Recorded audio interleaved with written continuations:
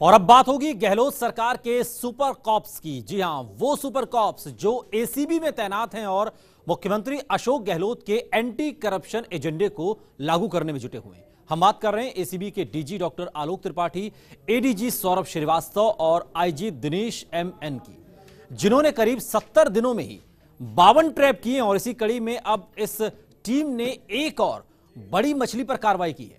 ACB team ने CBI के घूसखोर inspector Prakash Chand के दलाल को 75 लाख रुपए की घूस लेते हुए ट्रैप किया। हालांकि प्रकाश चंद खुद फरार है, जिसकी तलाश की जा रही है।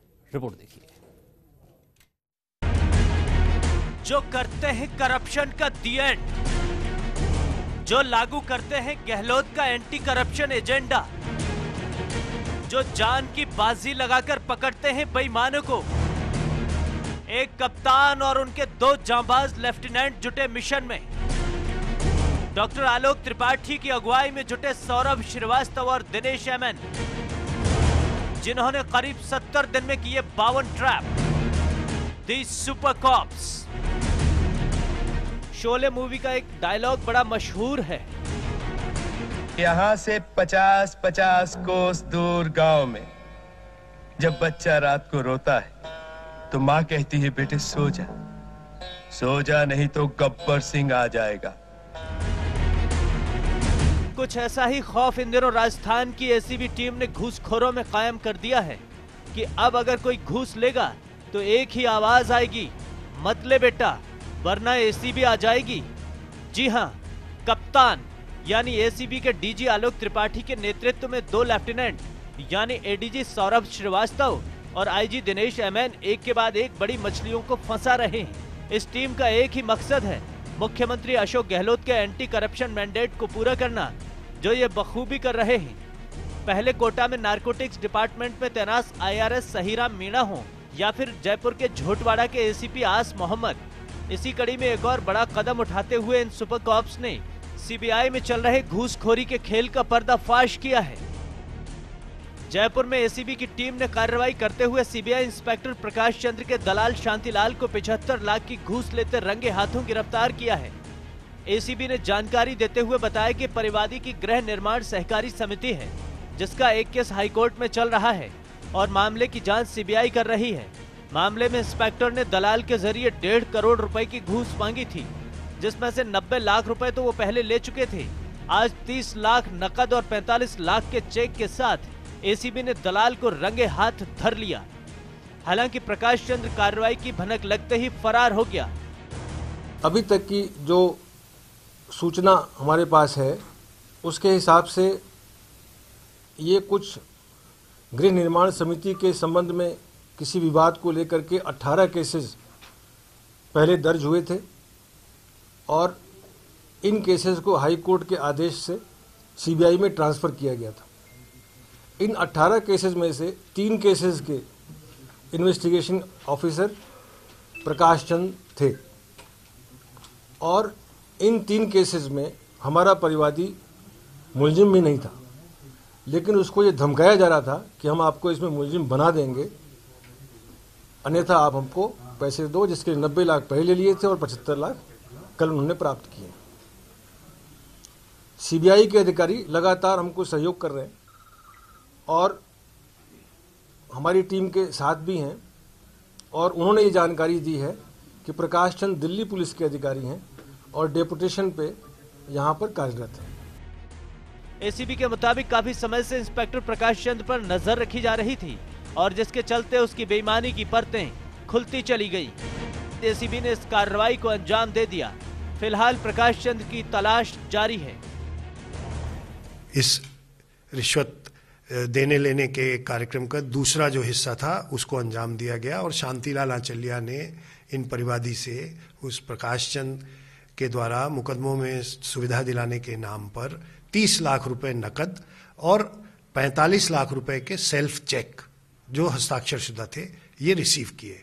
इस पर हमने जो हमारी टीम थी एसीबी की उसमें उसने कार्रवाई करी नरोत्तम वर्मा एडिशनल एसपी के नेतृत्व में और रंगे हाथों शांतिलाल आंचलिया को इस 30 लाख रुपए नकद और 45 लाख रुपए के चेक्स के साथ गिरफ्तार किया गया। इंस्पेक्टर प्रकाश चंद के खिलाफ साक्ष्य तो काफ़ी मतलब जितने साक्ष्य होनी चाहिए उतने पूरे साक्ष्य, उनको बुलाया गया तो आए नहीं। उसके बाद जैसे साहब ने बताया सीबीआई के अधिकारियों को सूचित कर दिया, उनकी पूरा कोऑपरेशन मिल रहा है उनसे अधिकारियों से, और जो भी हमें तफ्तीश में जो कागजात चाहिए वो सब देने के लिए सीबीआई ने प्रॉमिस किया। डीजी आलोक त्रिपाठी के नेतृत्व में ये कोई पहली बड़ी कार्रवाई नहीं है। इससे पहले भी 26 जनवरी को टीम ने कोटा में कार्रवाई करते हुए आईआरएस सहीराम मीणा को 1 लाख की रिश्वत लेते हुए रंगे हाथों दबोचा था और अफीम की खेती की आड़ में नारकोटिक्स महकमे में पनप रहे करप्शन के मकड़जाल को तोड़ा था। वहीं जब सहीराम के ठिकानों पर तलाशी ली गई तो सैकड़ों करोड़ की संपत्ति का खुलासा हुआ था। फिलहाल सहीराम जेल में बंद है। इसके बाद इन सुपर कॉप्स ने 13 फरवरी को झोटवाड़ा थाना सर्किल में चल रहे घूसखोरी के मकड़जाल को तोड़ा। एसीबी ने एसीपी आस मोहम्मद के लिए 1 लाख की घूस लेते रीडर को गिरफ्तार किया। वहीं जांच में यह भी सामने आया था कि इस घूसखोरी के खेल में एसएचओ इंस्पेक्टर भी मिले हुए थे। हालांकि कार्रवाई के बीच आरोपी फरार हो गए, जिनकी तलाश जारी है। वहीं बात अगर जनवरी से अब तक की गई कुल कार्रवाई की हो तो एसीबी की यह टीम अब तक अपना अर्धशतक पूरा कर चुकी है। मतलब करीब 70 दिन में इस टीम ने 50 से ज्यादा कार्रवाइयों को अंजाम दिया है और बेईमानों को उनके ठिकाने पर पहुंचा दिया है। मुख्यमंत्री अशोक गहलोत ने जिस मकसद से इन सुपर कॉप्स को एसीबी की जिम्मेदारी सौंपी है, उसे बहुत ही शानदार तरीके से ये टीम पूरा कर रही है। और जिस रफ्तार से ये टीम घूसखोरों पर कार्रवाई कर रही है, उससे तो लगता है कि राजस्थान के हर विभाग से घूसखोरी का अंत होकर रहेगा और ईमानदारी सिर चढ़कर बोलेगी। नवीन शर्मा के साथ bureau report, first India news.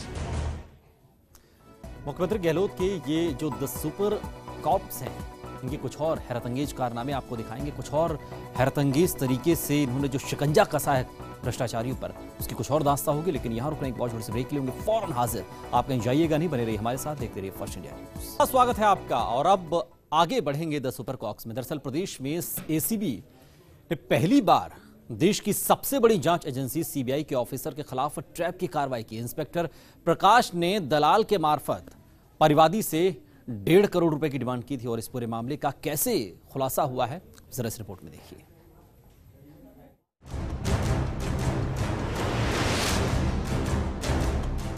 ACB की ओर से सीबीआई अफसर के लिए रिश्वत लेने वाले दलाल को गिरफ्तार करने से जांच एजेंसी पर सवाल खड़े हो गए हैं।